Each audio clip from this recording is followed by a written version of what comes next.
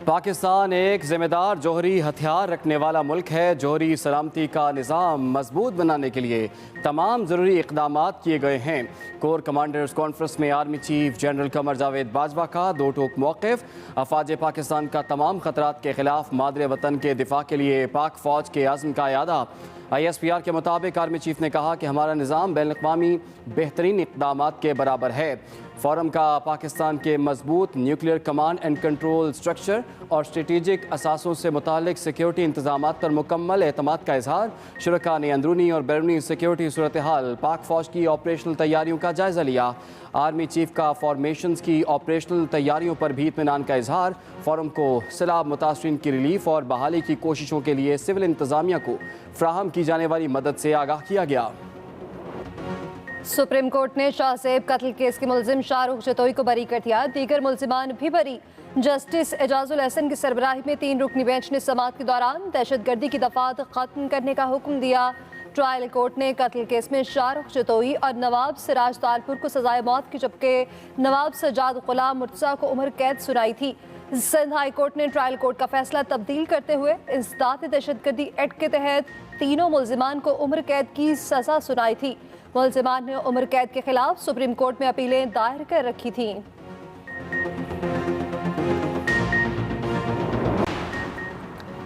वफाक ने कराची में बल्दियाती इंतखाबात के लिए सिक्योरिटी एहकार देने से मासरत कर ली। इलेक्शन कमीशन को खत लिखे कहा कि इलेक्शन कमीशन सिंध हुकूमत की मुशावरत से फैसला करे। हतमी फैसले के लिए चीफ इलेक्शन कमिश्नर की ज़ेर सदारत इजलास जारी। सिंध हुकूमत सिक्योरिटी एहलकारों की कमी की वजह से बल्दियाती इलेक्शन मुलतवी करने की दरख्वास्त कर रखी है। सिंध हुकूमत का कहना है कि तमाम पोलिंग स्टेशन पर पाक फौज रेंजर्स की तैनाती ज़रूरी है। 16,000 एहलकारों की कमी का सामना है।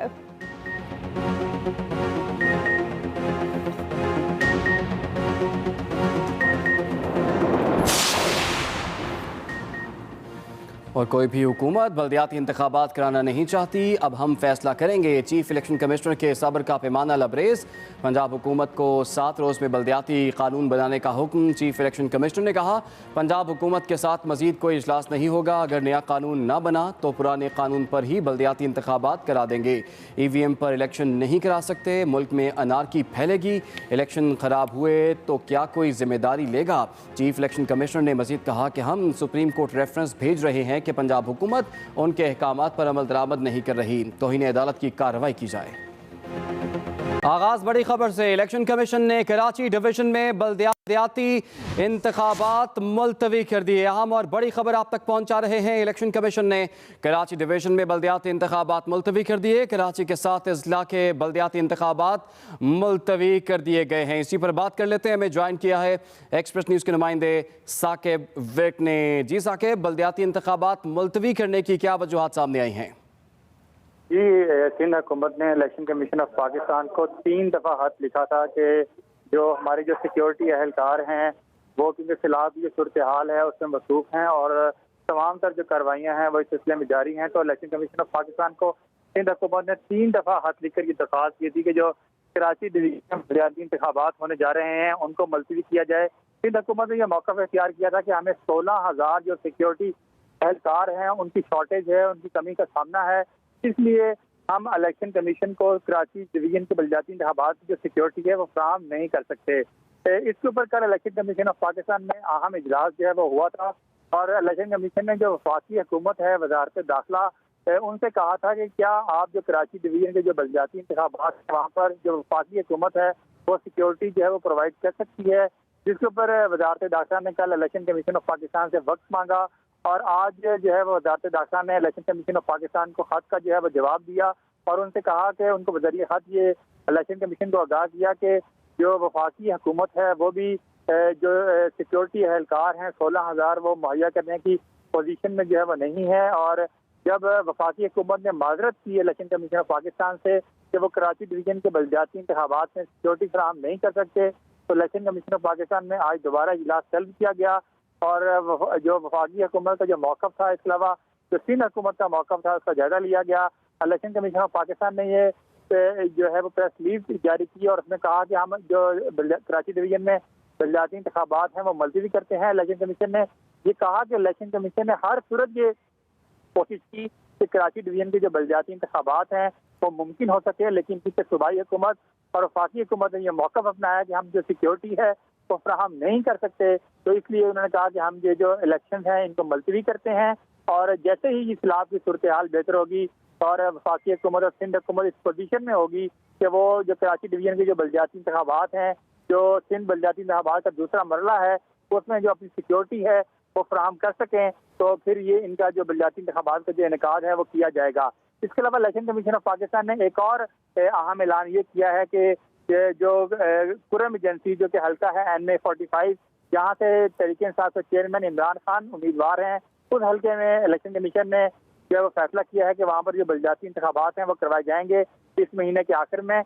और वहाँ पर जो इलेक्शन कमीशन ने ये ऐलान कर दिया है, जब 16 अक्टूबर को मुल्क के 11 हल्कों में जब ज़िमनी इलेक्शन करवाया गया था, तो जो कुरम एजेंसी का इलेक्शन था NA-45 का, उसको मुलतवी कर दिया गया था, क्योंकि जो सूबाई हुकूमत है खैबर पख्तूनख्वा की, उसने ये मौक़िफ़ अपनाया था कि NA-45 में जो हालात हैं वो कशीदा हैं और वहाँ पर अमन अमान की सूरत हाल ठीक नहीं है अभी, क्योंकि इलेक्शन कमीशन ने ये जो है वो इसका जायजा लिया है और कहा है कि वहाँ पर जो सिक्योरिटी की सूरत हाल है अब बेहतर हो गई है। तो NA-45 में इलेक्शन कमीशन ने फैसला किया है कि वहाँ पर जो ज़िमनी इंतखाब है वो होगा।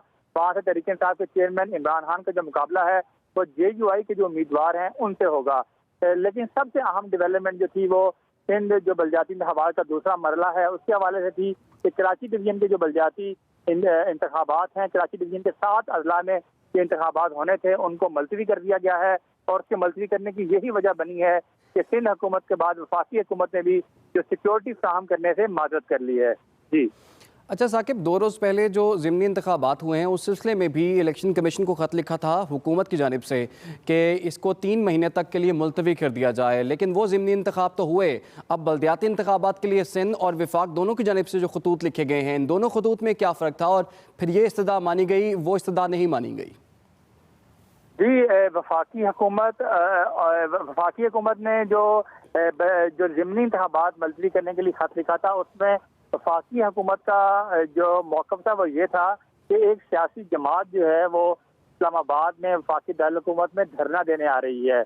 तो इस हवाले से जो मुल्क भर में जो 11 हल्कों में जो ज़िमनी इंतखाबात होने थे, तो वफाकी हुकूमत ने यह मौक़िफ़ अपनाया कि जब यहाँ पर धरना होगा वफाकी दारुल-हुकूमत में, तो हम उन 11 जो हल्के हैं वहाँ पर जो सिक्योरिटी है वो मुहैया नहीं कर सकेंगे, क्योंकि वफाकी दारुल-हुकूमत में हमें इजाफी जो फोर्स है, इजाफी जो कानून नाफिज वाले इदारे हैं, उनके अहलकार जो हैं जहाँ पर उनकी जो तैनाती है वो करना पड़ेगी।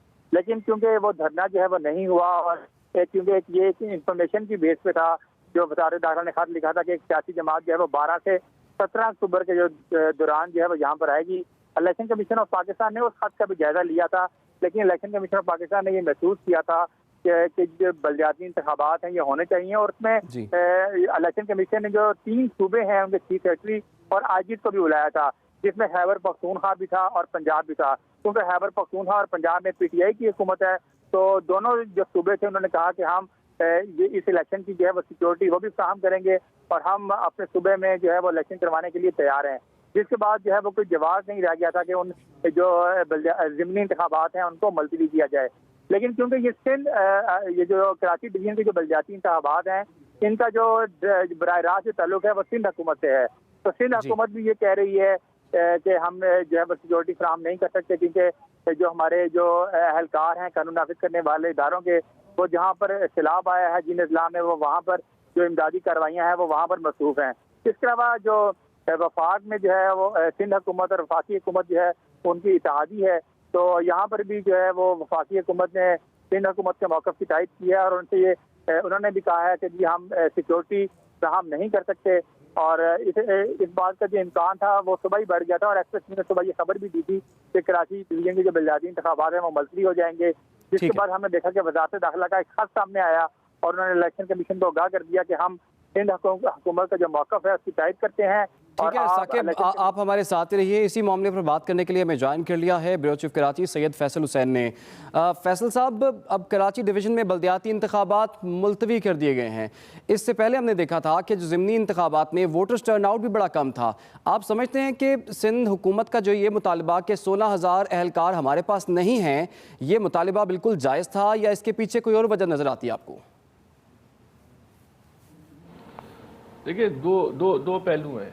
एक तो जो है बल्दियाती इलेक्शन जो हुकूमत ने जो जवाब बनाया उसमें इनके इत्यादियों का क्या मौक़िफ़ था और इस बल्दियाती इलेक्शन से क्या असरात जो है वो रूनुमा हो सकते थे। बुनियादी तौर पे जो इन्होंने अमन अमान की या 16,000 एहलकारों की बात की वो एक सियासी मौक़िफ़ है। बेसिकली जो एक पूरे पाकिस्तान में एक सियासी लहर है, उस लहर के खौफ से हुकूमत और हुकूमत की इत्यादी जमातें वो जो है वो डरी हुई थी कि उनको इस बात का खदशा था कि ये लहर कराची में और जो बल्दियात ज़मनी इलेक्शन में उन्होंने कुछ देख लिया है कराची के अंदर PIB के इलेक्शन में, उसके बाद ये 2 दिन पहले जो कराची के अंदर हुआ, इनको इस बात का खदशा था कि ये इलेक्शन जो है वो हार सकते हैं। तो उस वजह से इन्होंने बुनियादी तौर पर ये इलेक्शन जो है मुलतवी किया है, नहीं करना चाहिए था। एक बहुत अरसे के बाद जो है कराची के अंदर जो है वो बल्दियाती इलेक्शन होने जा रहे थे। अगरचे ये निज़ाम जो है वो बहुत एक कमज़ोर अपाश निज़ाम था, उसके बावजूद आम आदमी की ख्वाहिश थी कि शहर के अंदर जो है एक मौसर बल्दियाती निज़ाम आए, लेकिन ये शहर के अंदर जो है कमज़ोर और लाचार निज़ाम भी जो है वो लाने को जो है वो तैयार नहीं है। तो ये बल्दियाती निज़ाम जो जमहूरियत के चैम्पियन बनते हैं, जमहूरियत की बात करते हैं, जमहूरियत पे घंटों घंटों तकरीरें करते हैं, जो बुनियादी जमहूरियत है जिसमें एक आम इंसान को जो इख्तियार देने की बात की जाती है, वहाँ पे ये इख्तियार देने को तैयार नहीं है। जमहूरियत इनकी नज़र में वही है जो इनको रास आती हो, जो इनके मफादात को जो है तहफ़्फ़ुज़ फराहम करती हो, वो इनकी नज़र में जो है जमहूरियत है। लेकिन इनको इस तरह इलेक्शन मुलतवी नहीं करना चाहिए था, इलेक्शन करवाने चाहिए थे। जो तीसरी चौथी दफ़ा इन्होंने इलेक्शन मुलतवी कराए और अब लगता नहीं है कि 3 महीने के बाद भी जो इलेक्शन होंगे ये 2023 के बाद इलेक्शन लेके जाएंगे, उससे पहले नहीं करवाएंगे। ये 2 महीने के बाद 3 महीने के बाद कोई नया बहाना जो है वो पैदा करेंगे और फिर ये कोशिश करेंगे किसी तौर पर जो है इलेक्शन मुलतवी हो। फैसल साहब, जो ज़िमनी इंतखाबात मुलतवी करने के लिए जो ख़त लिखा गया था पहले वफाक की जानिब से, तो उसमें तो ANP ने कह दिया था अगर ज़िमनी इंतखाब नहीं होंगे तो हम हुकूमती इत्तेहाद से अलग हो जाएंगे।